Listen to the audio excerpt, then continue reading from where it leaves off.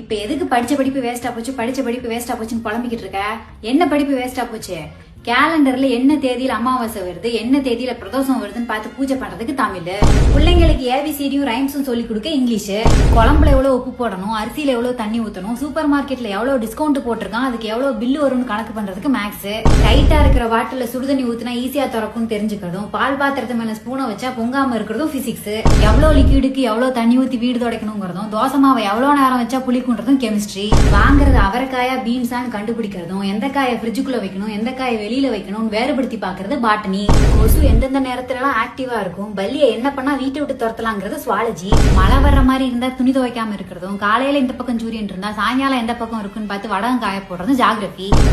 பரம்பரையா அம்மாக்கள் யூஸ் பண்ண அதே கைப்பக்குவத்தை யூஸ் பண்றதும், 10 வருஷத்துக்கு முன்னாடி தங்க என்ன ரேட் இருந்துச்சு இப்ப என்ன ரேட் இருக்குன்னு ஆராய்ச்சி பண்றதும் ஹிஸ்டரி. இப்படி நீ படிச்ச எல்லாத்தையுமே உன் டெய்லி வாழ்க்கையில யூஸ் பண்ணிக்கிட்டு தாண்டி இருக்க.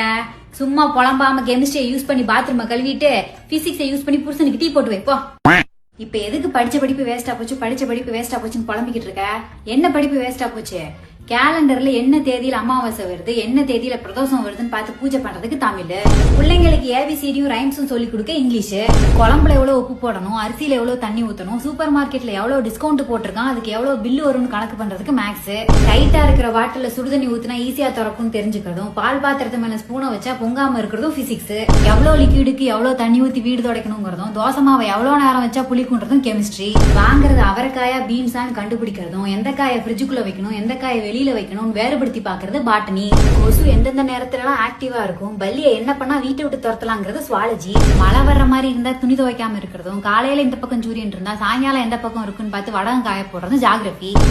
பரம்பரையா அம்மாக்கள் யூஸ் பண்ண அதே கைப்பக்குவத்தை யூஸ் பண்றதும், 10 வருஷத்துக்கு முன்னாடி தங்க என்ன ரேட் இருந்துச்சு இப்ப என்ன ரேட் இருக்குன்னு ஆராய்ச்சி பண்றதும் ஹிஸ்டரி. இப்படி நீ படிச்ச எல்லாத்தையுமே உன் டெய்லி வாழ்க்கையில யூஸ் பண்ணிக்கிட்டு தாண்டி இருக்க.